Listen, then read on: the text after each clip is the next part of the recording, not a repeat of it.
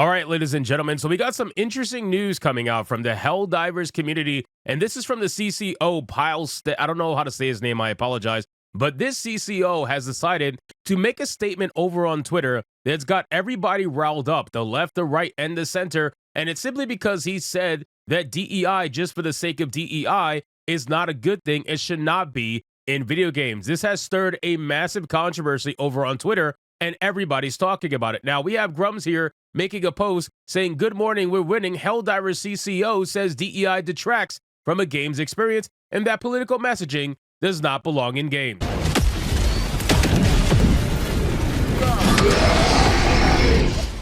I am not going up there. I'm not going out there. I'm definitely... Oh. Sorry, bro. 2 weeks from retirement. Good luck.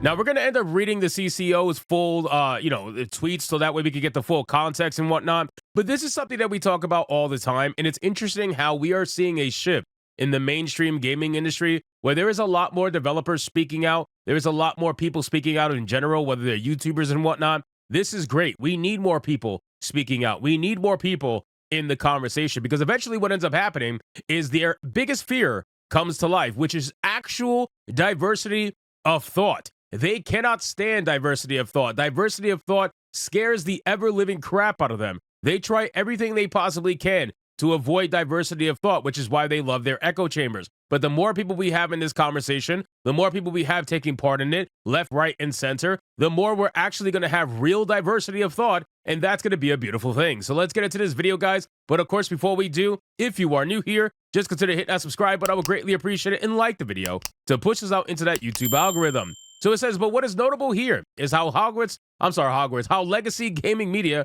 is actually covering this now.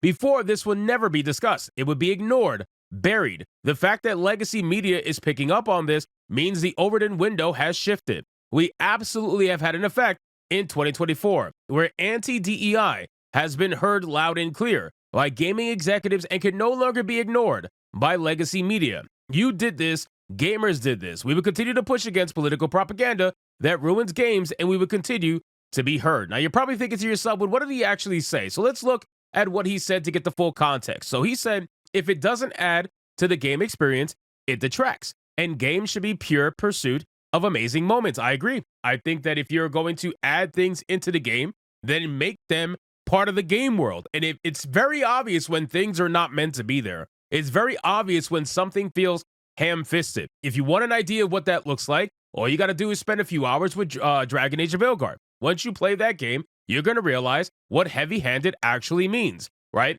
If you want something that's a little bit not so heavy-handed and actually fits within the game world, then go play something like Baldur's Gate 3. You're going to realize very quickly that you can have woke elements in the video game and still provide a great experience that the majority of players will find interesting and fun. So it's one of those things where you got to come together and realize, okay, if you want to put certain messaging, then you maybe need to get better story writers, right? You need to get better writers in general, because truth of the matter is that the writers of today are just incapable, for the most part, of writing stories that aren't so damn ham-fisted, aren't so strong-handed, that they write these stories and they basically trauma dump on whoever is listening and reading or watching these stories play out on screen. It's really unfortunate. The skill level of writing has completely tanked compared to writing back in the day. Also, too, there's a lot more limitations on creativity. That's also a big thing. I don't think people realize that it's a lot harder to create when you have all these limitations of what you are and aren't allowed to say. That's why back in the day, we had so many great experiences,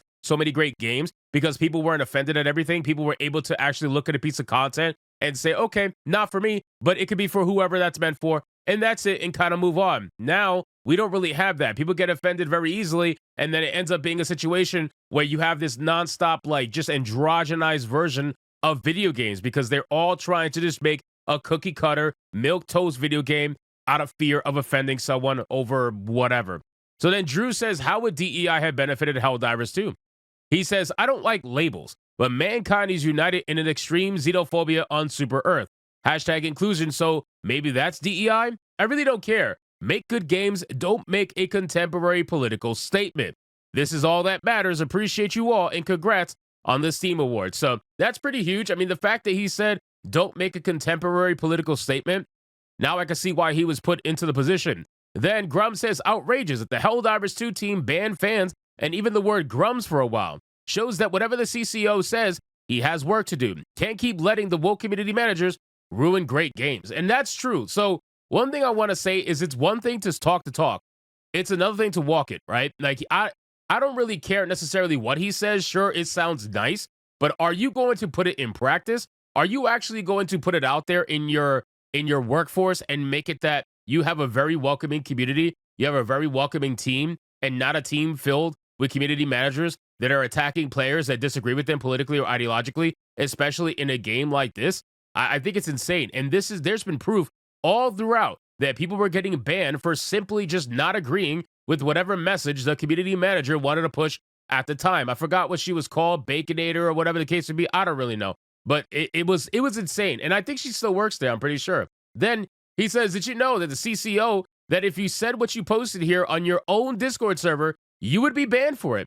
Fix the Helldivers 2 community team, or these words will remain hollow. Now, this is actually a really good point.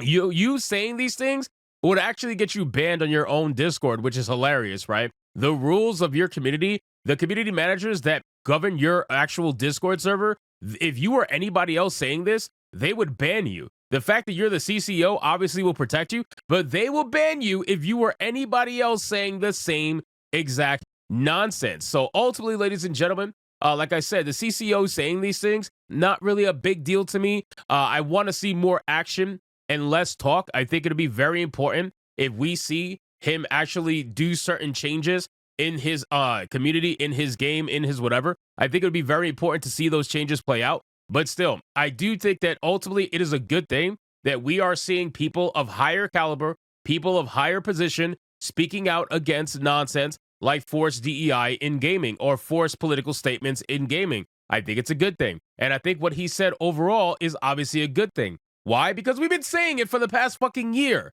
right? And now we're in 2025 and suddenly they all want to start saying it as if nobody has said it before. Obviously, we've been talking about this for a year now. Sometimes, some of us even longer. I've been talking about this for almost 3 years now. But still, overall, Gamergate 2 and whatnot, in reference to that, it's been almost a year now. And we've been talking about it nonstop every single day. So now that a CCO said it, all of a sudden they want to cover it in one of these mainstream articles. Who is this? Insider Gaming? Arrowhead Studios CCO speaks out against forcing DEI into games. Now the journalists are going to start covering it as if it's, a brand new discovery, even though we've been talking about it for ages. But regardless, more diversity of thought is never a bad thing, unless you are, of course, in an echo chamber. So anyway, guys, thank you so much for watching this video. Hope you did enjoy. If you did, consider leaving me a subscribe. I would greatly appreciate it. Don't forget to like the video, comment, let me know what you thought, and I'll see you guys on the next one.